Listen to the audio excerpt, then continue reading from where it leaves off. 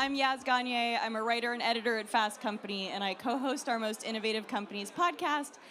And I also don't really like to speak for people, so I'm going to get my panelists to introduce themselves. Tony, let's start with you. Well, I'm used to this. I'm used to rowdy crowds. I work in professional football, in professional wrestling, in soccer. We get some of the rowdiest fans, so this is great for me. It's my element, and I work at the Jacksonville Jaguars, Fulham Football Club in the Premier League, and I started a wrestling league called AEW. We're on TBS every Wednesday. We're on TNT every Saturday. And now those shows also stream on Max every week, which is exciting, and just started doing pay-per-views on Amazon Prime last night. Hard act to follow. I'm Joe Franzetta. I'm used to rowdy Zoom meetings, but that's about it. I lead sports at Roku, and we'll get into a little bit of what that means. I'm also used to some amount of rowdiness, but it's mostly nerds. So I'm Monica Dinsmore. I head up Esports for Electronic Arts. Monica, I'm going to start with you. There's been a lot written about esports winter. You've said it's thawing. Tell us what trends contributed to the winter and why we're coming out of it. Sure. I think early on, esports was, the hot thing, and particularly here in the States, everybody just wanted a piece of it, but nobody really knew what it was. And so there was a lot of investments coming in and flooding, very immature business models, and it kind of caused this big inflation. People were launching leagues and selling slots in leagues for $20 million, and it just didn't work. And so we're kind of right-sizing now. I think we're seeing some amount of divestment and kind of, like I said, a right-sizing of the industry. Business models have matured, and we're starting to see a bit more slow and steady investment come back into the space. We're seeing things like Esports World Cup in Riyadh, gaining a good amount of success, injecting some more excitement into the industry. And at EA, we've just kind of ridden that whole thing out, slow and steady. Our programs continue to grow, and I think the future looks really bright. Esports experienced a real boom during the pandemic. Did that go down afterwards? Like, what was it like coming out of the pandemic? It was weird going in, obviously, because we thrive on live events, and so luckily, because we're digital first, we were able to kind of pivot and figure out how we can show up at these players' homes with rigs and have them stream, and then as the pandemic lifted, we had to figure out how to do events again. And we had to figure out how to get everybody back playing and in real life. So, yeah, I think it was a big injection of just everybody wanted. I mean, people were watching marble races. It didn't even matter what kind of competition people were watching. And so I think now we're kind of back to the live event space, and it's been great. Tony, I think it's fair to say wrestling is more exciting than marble races. I think so. It's all subjective. It's all in the eye of the beholder, but I think professional wrestling is very exciting. We also, the pandemic was an interesting time for pro wrestling also, along with gaming, so that was something we really had dealt with at AEW because we launched our league really months before the pandemic hit, and people were wondering, well, how is this going to impact AEW? How will it affect a company that just launched that is really based around doing wrestling shows in front of live fans on television? And we had to pivot. I started doing wrestling shows in front of small groups of wrestlers. And it was inspired by watching late night TV because I was really I was lucky because the pandemic hit in March 2020. And it was I think my show was probably near the end of the first week, so I was watching how other TV shows dealt with it. And it was interesting because I watched Stephen Colbert's show, and it was very good, but he was in an empty studio, and I found it very very different than what he would normally do with his show. And then I watched Jimmy Fallon's show, and he had like a very small group, smaller than this, it sounded like, but like still like something that resembled like a comedian doing comedy in a comedy club with like a small group of people laughing at the jokes. And really, wrestling is a similar thing that, like, you know, it works really well with a crowd responding to the material. And in this case, it's like the greatest athletes, in my opinion, in the world doing these crazy things, taking these crazy chances, and that's what AEW is. But months after we started, they took the fans away. We kind of pivoted into a different model, just talking about what happened in gaming. It was interesting for us. And when we did bring live fans back, we were actually the first sporting company in America to do events in front of fans during the pandemic. We were the first ones to do what was kind of that 25% checkerboard seating outdoors like this. And I kind of got the idea from drive-in movies, watching drive-in movies kind of come back at the beginning of the pandemic, and thinking, okay, well, if people are doing that outdoors and it's gonna come back in groups of families sitting in their cars, we could do that with our stadium and put people in pockets. And then when NFL came back, week one of the NFL season in 2020, the only teams that had fans in the stands in the NFL were the Jaguars and the Chiefs. So we kind of took the same exact plan we had been using for a couple months at AEW and used it for football. So it affected a lot of businesses, and EA handled it really well too. So, Joe, in August, Roku debuted its new 24/7 channel, Roku Sports Channel, which shows live sports event and original content by Roku. Why did you launch it? Because we needed a home for Tony on his documentary he did with us about the NFL draft. No, actually, because we have been, it's part of our larger context of our sports strategy, which is, you know, Roku's a very large, well-distributed platform. All sports are on the platform somewhere, and it was sort of something that we saw as a pain point for viewers is, how do I find the sports I want to watch? When things move from linear television, traditional linear television, to streaming, that's a bit of a challenge. And we undertook the objective of trying to build a sports experience that has all of the sports are on Roku somewhere, integrated into a destination that people can easily find the sports they want to find. We also have, that's our platform level experience. We also have the Roku channel, which is our owned and operated service. And for those who don't know, it's an app. It's got, I don't know, 80, 90,000 VOD titles, about 600 fast channels if you're familiar with free ad-supported television and free linear television channels. It's got original content like The Pick Is In, starring Toading Khan. It's got other original content. Yeah, it's a good one. You should. It's really good. It's a really good. The Pick Is In. It's about NFL draft. It was a couple of years ago. It's a great documentary, and it's on Roku, so it's a real thing. You should check it out. Good crossover. And then we started realizing that there was an opportunity for us to do some live content as well. So we started with live sports talk. So Rich Eisen does his daily sports talk show on Roku. Rich. We added Good Morning Football, so we have a 2-hour window of Good Morning Football that's on after the NFL Network's 2-hour window. Fantastic show. Next week, we're launching Women's Sports Now, which is sort of a first of its kind women's sports talk show. And then we started getting into live rights. We did a deal with Formula E. Since then, we've launched about 6 different live rights partnerships, including MLB, G League, X Games, Professional Volleyball Federation, Women's Volleyball, Bassmaster. I mean, we're touching the bases, so to speak. But putting Sports Grid. Sports Grid's on our Sports Grid's on the platform.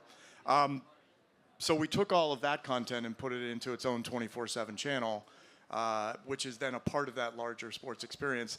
The idea being, there's a lot of streaming platforms that will put live events on, and at the end of the live event, it just says, "Thanks for watching," which drives me crazy because it's an opportunity to lead into another audience.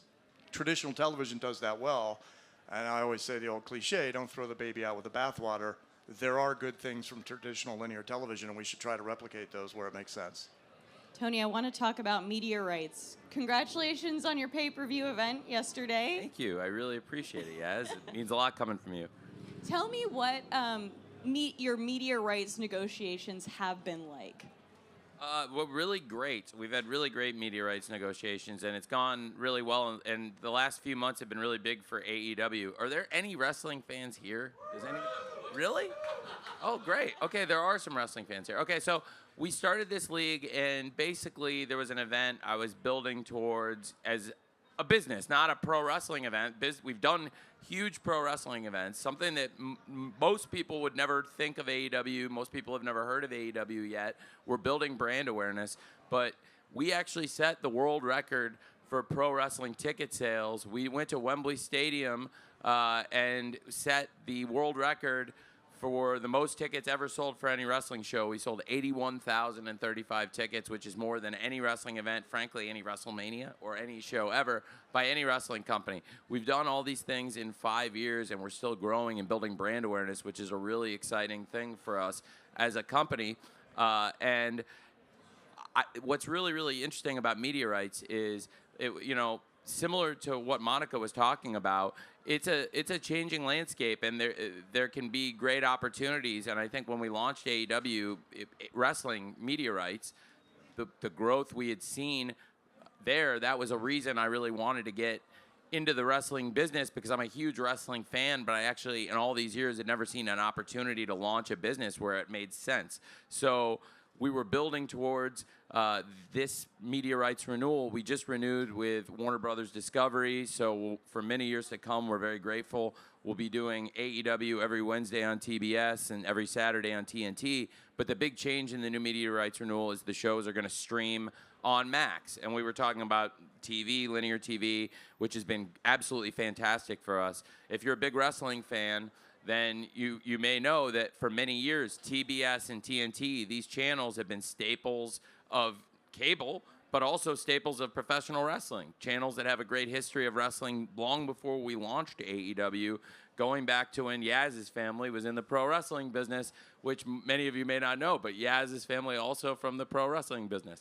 Is that its own panel? That is its own panel. I could do a panel on that.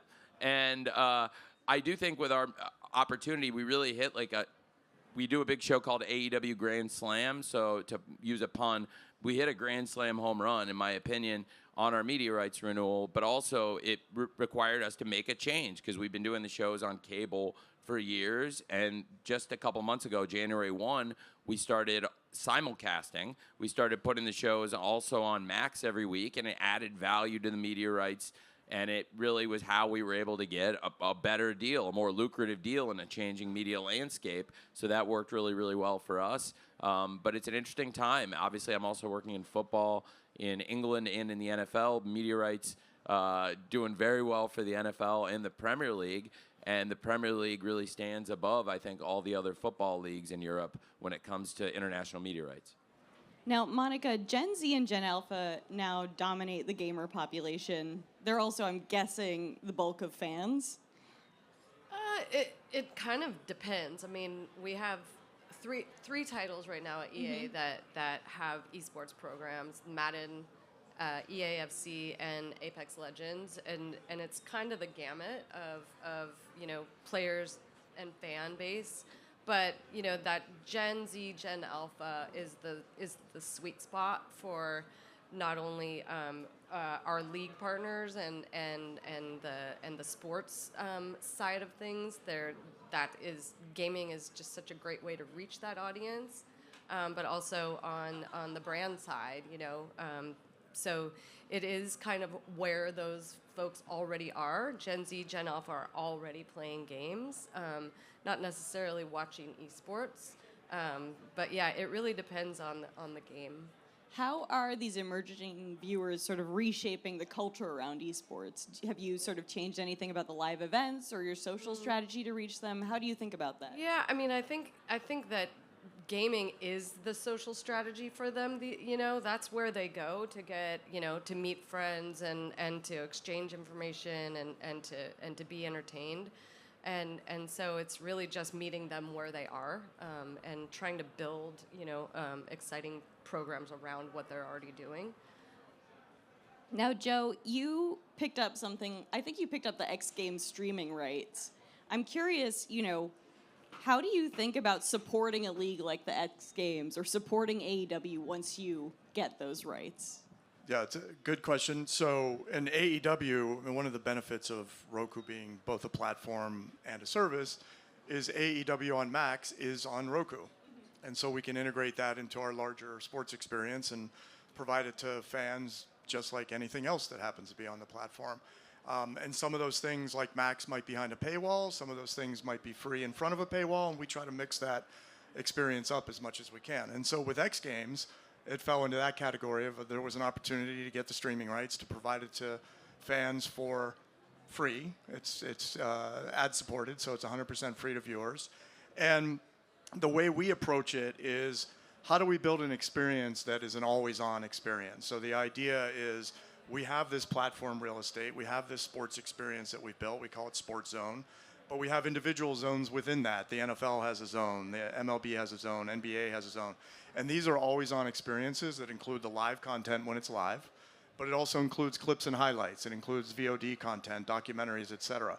So fans of these sports can come to a destination and consume content from that sport, from that league at any time, which helps leagues that are looking for more awareness, looking for more exposure, wanting that spotlight on them so that they can create engagement. I feel like I'm rude, like the way the chairs are seated away from you. No, it's interesting. Anyway, I've got my back to this guy. No, it's good. I think they set us up like a grade school dance with the guys and the girls split up. It's very good. That's so good.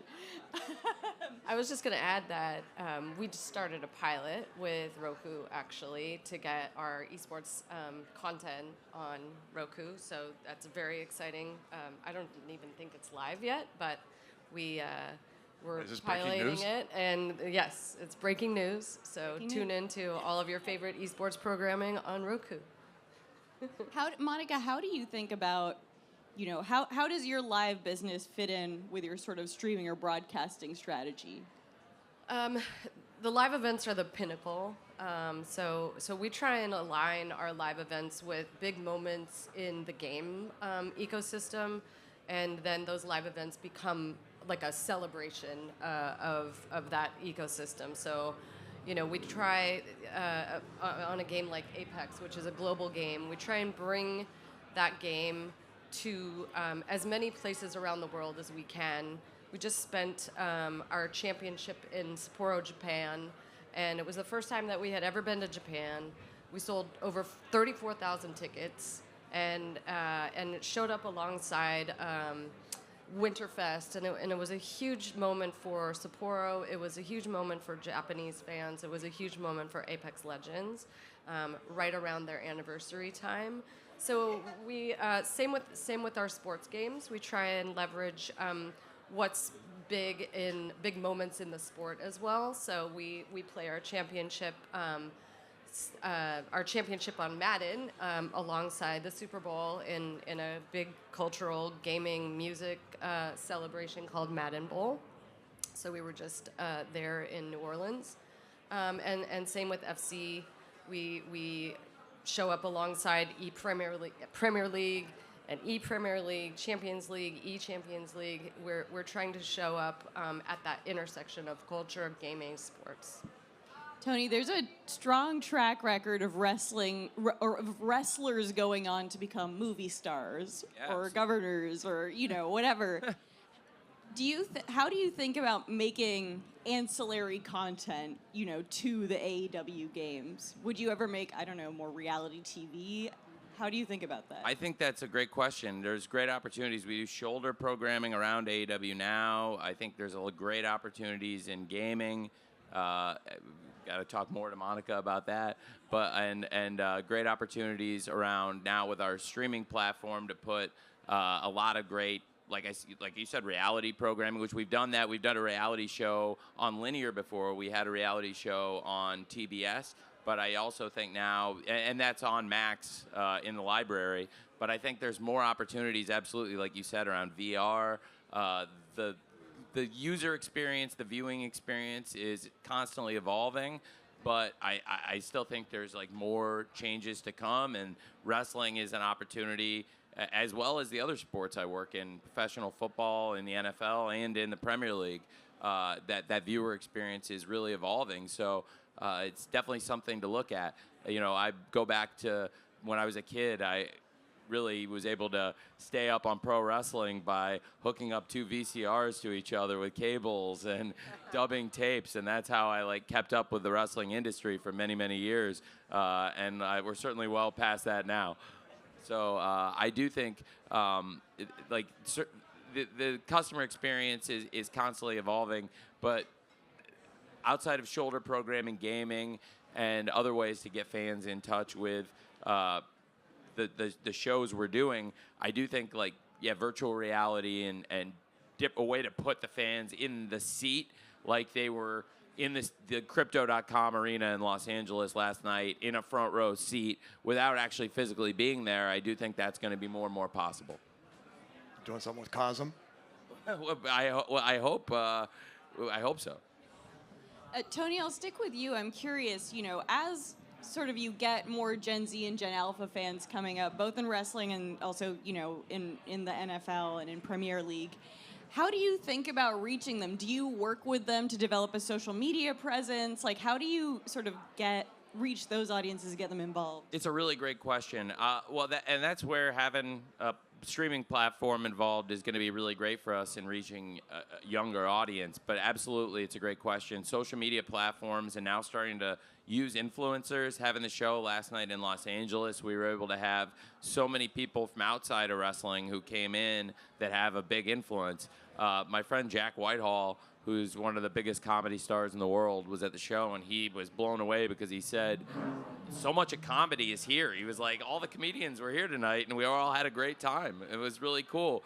And if you watched the show last night, Leslie Jones from Saturday Night Live was screaming her head off, going crazy, and she came backstage, and that was totally real. She really had a great time. She was awesome. She was the best fan there. And I think having people like that are big stars, and also people from social media platforms. A lot of people know Costco guys from TikTok. Big Boom AJ wrestled for us last night and brought Big Justice and the Rizzler. The Rizzler rang the bell. The Rizzler rang the bell last night. And and also when I walk around with Big Boom AJ and Big Justice, there's some people that haven't heard of them, but what's amazing is they get more attention than any people I've ever walked around with. I walked around Fox with Big Boom AJ and Big Justice. Everybody there, whether it was the camera people, the clerical people, the security, the anchor, the weatherman, everybody wanted to do TikToks and videos with Big Justice and Big Boom AJ.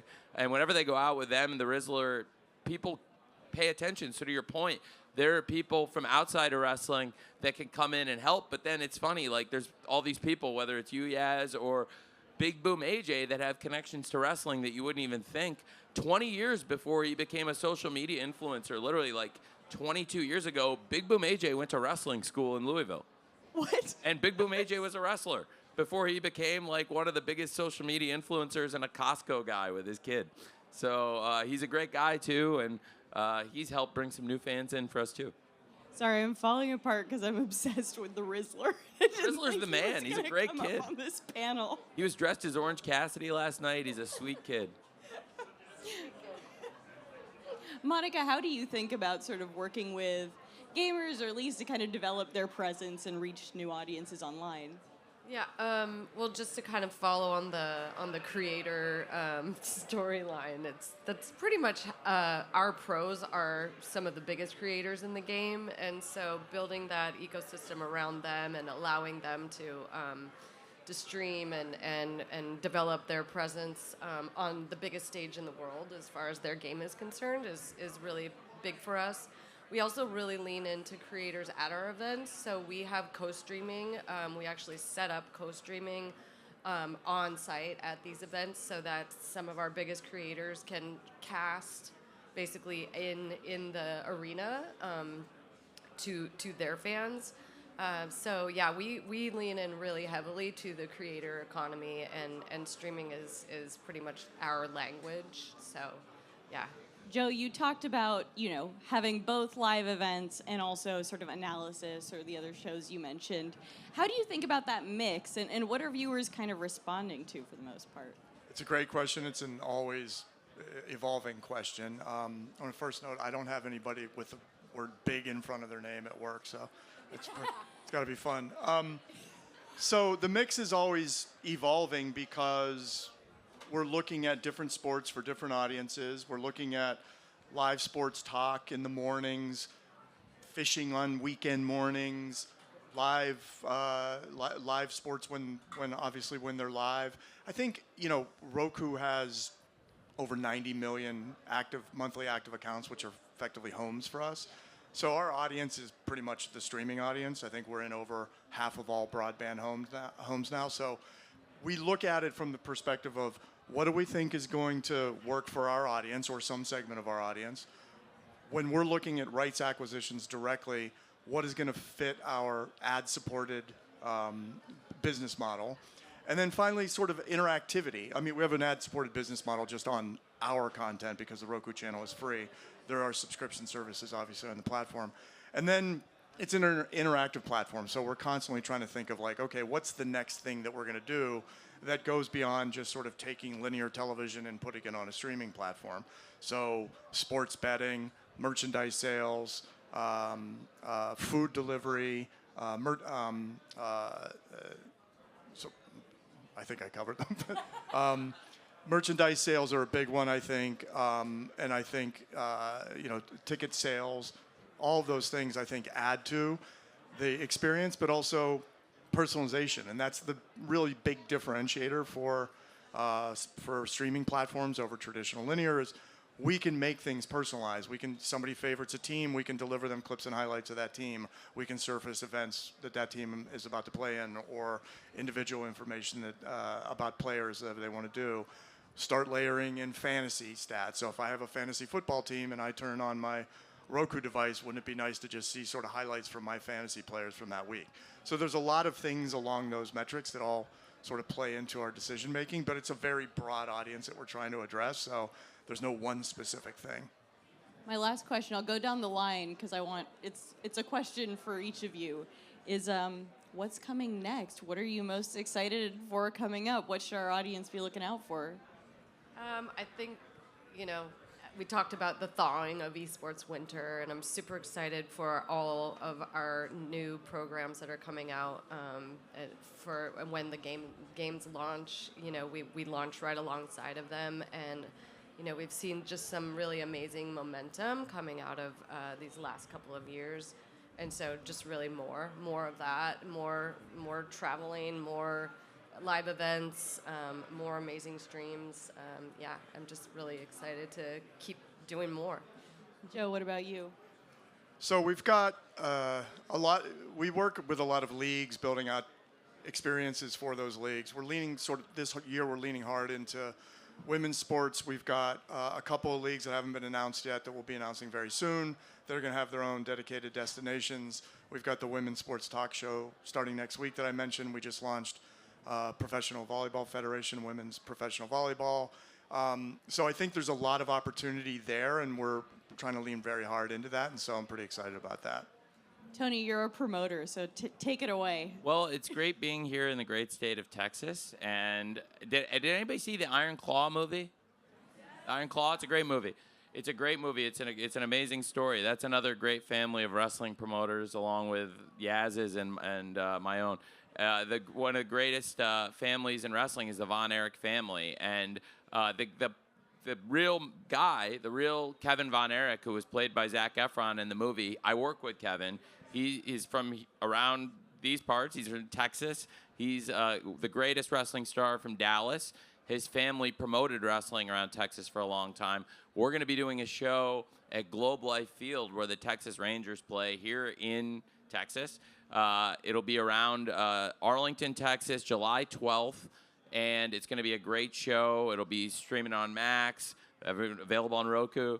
It'll be AEW All In, and I'm really excited about it because I mentioned we set the world record for pro wrestling ticket sales with AEW All In London at Wembley Stadium, and for the first time, we're going to do AEW All In America July 12th. So if anybody's here from around Texas, come see us July 12th. We'd love to have you, and it's a really fun show.